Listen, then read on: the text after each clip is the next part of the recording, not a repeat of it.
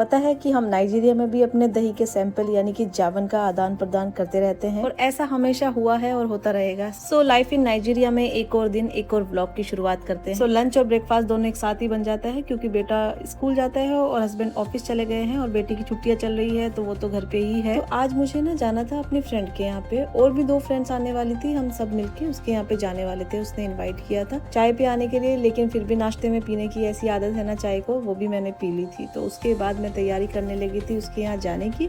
तो मैं रेडी हो गई थी और मेरी 2 और फ्रेंड्स भी जाने वाली थी जो वो भी मेरे पास ही आ गई थी। और बहुत सारी रिक्वेस्ट मुझे स्किन केयर रूटीन की भी आई है तो उसकी भी बहुत जल्द मैं वीडियो बनाने वाली हूँ। तो फिर रेडी होके हम लोग निकले ही थे कि उस फ्रेंड का फोन आया जिसके यहाँ जाने वाले थे कि मेरे यहाँ दही का सैंपल लेके आना। तो मैं वापस नीचे से ऊपर गई और उसके लिए सैंपल लिया, उसके बाद मैं नीचे गई। तो कभी कभी होता है ऐसा कि दही का रूटीन खराब हो जाता है या जावन खत्म हो जाता है तो हम एक दूसरे से ले लेते हैं। उसके बाद हम लोग निकल गए थे और जहाँ हम जाने वाले थे उस जगह का नाम है बनाना आइलैंड।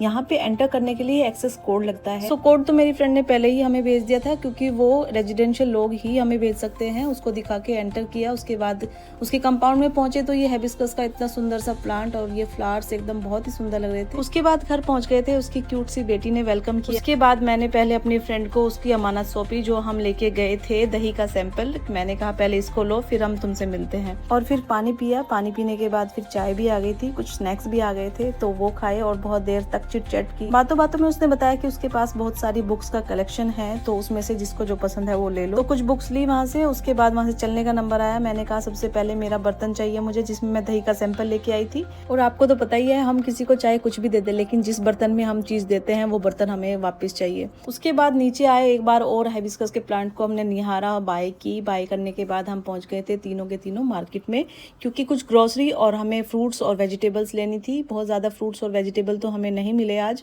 लेकिन हमने वहां से कुछ ग्रोसरी उठाई थी और वो लेके हम लोग घर आ गए थे। मेरी फ्रेंड्स अपने घर चली गई थी और काफी लेट भी हो गया था। तो लंच में आज मैंने तो आते ही मैगी बनाई थी तो आज मैंने मैगी ही खाई थी। पेट पूजा करने के बाद जो मेरे बेटे ने प्रोजेक्ट बनाया हुआ था उसको फाइनल टच दिया। आज उसके सारे प्रोजेक्ट एकदम कंप्लीट हो गए हैं। सो अब मैं मिलती हूँ आपको नेक्स्ट वीडियो में, तब तक के लिए बाय बाय, टेक केयर।